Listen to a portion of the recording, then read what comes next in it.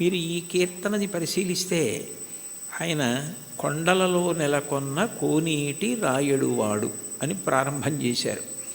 శ్రీ వెంకటేశ్వరుడు కొండలలో నెలకొన్నాడు, 7 కొండలలో ఉన్నాడు అన్న విషయం అందరికీ తెలుసున్న విషయం. అయితే యథార్థానికి భగవంతుడు కొండ మీద ఉండడానికి ప్రధాన కారణం ఏమిటంటే, కొండ మీద ఉన్న దేవుణ్ణి తెలుసుకోవాలంటే కొండ ఎక్కాలి. 84 లక్షల జీవరాశులలో చాలా జీవరాశులు భూమికి అడ్డంగా వెన్నుపాము ఉండేటట్టు పుట్టి అడ్డంగానే వెన్నుపాము పెరిగేటట్టుగా బ్రతుకుతాయి. మనిషి ఒక్కడు భూమికి అడ్డంగా పుట్టి నిలువుగా పెరుగుతాడు. అంటే మనిషి ఒక్కడే ఊర్ధ్వముఖ చలనం చేసి భగవంతుణ్ణి తెలుసుకోగలడు.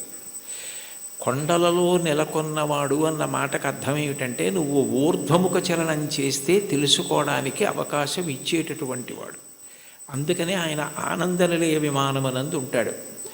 అసలు ఈశ్వరుడికి పర్యాయ పదం ఆనందం. కృష్ణుడి పేరు కూడా నిజానికి కృష్ అంటే నిరతిశయ ఆనంద ఘనము. అటువంటి ఆనంద స్వరూపమైన భగవంతుడు నీకు అనుభవంలోకి రావాలి అంటే నువ్వు ఊర్ధ్వముఖ చలనం చెయ్యాలి. ఆయన కోనేటి రాయడు. సర్వసాధారణంగా నదుల యొక్క తీరాలలో ఈశ్వర దేవాలయాలు ప్రతిష్ఠితమవుతూ ఉంటాయి. అక్కడ స్వయంభూగా వ్యక్తమవుతూ ఉంటాడు.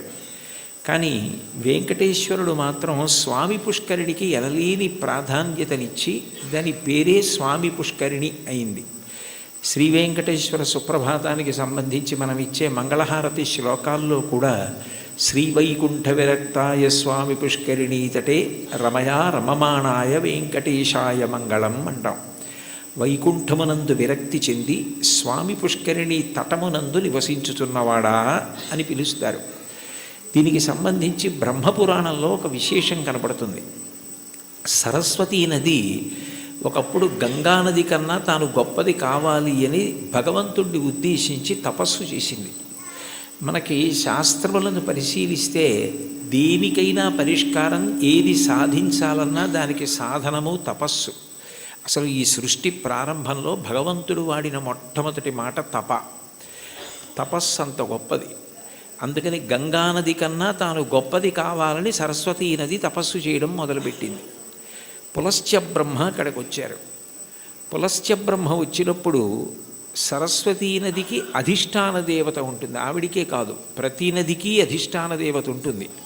ఆ అధిష్టాన దేవత అనుగ్రహించినప్పుడు ఒక రూపంతో ప్రత్యక్షమై కనపడుతుంది. అందుకే భాగవతంలో పరీక్షిత్ ప్రాయోపవేశం చేసినప్పుడు అమ్మా అని పిలిచిన నరు పొమ్మ అని ముక్తి కడకు బుత్తువట, కృపన్ లెమ్మా నీ రూపముతో రమ్మా నాకెదురంగ గంగ రమ్యతరంగా అంటాడు.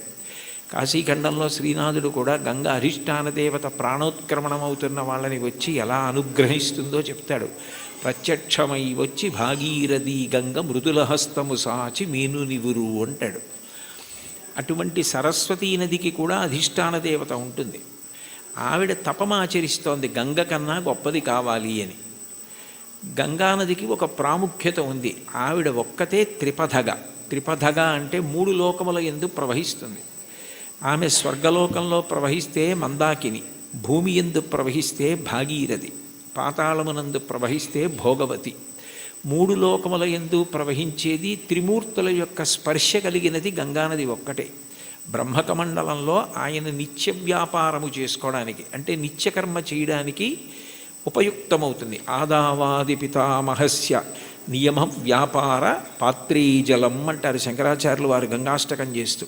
ఆ తర్వాత బలిచక్రవర్తి వామనమూర్తికి 3 అడుగుల నేల దానం చేసినప్పుడు ఆ వామనమూర్తి భూమిని కొలిచి ఆకాశాన్నంతటినీ కొలిచేస్తూ పెరిగిపోయాడు.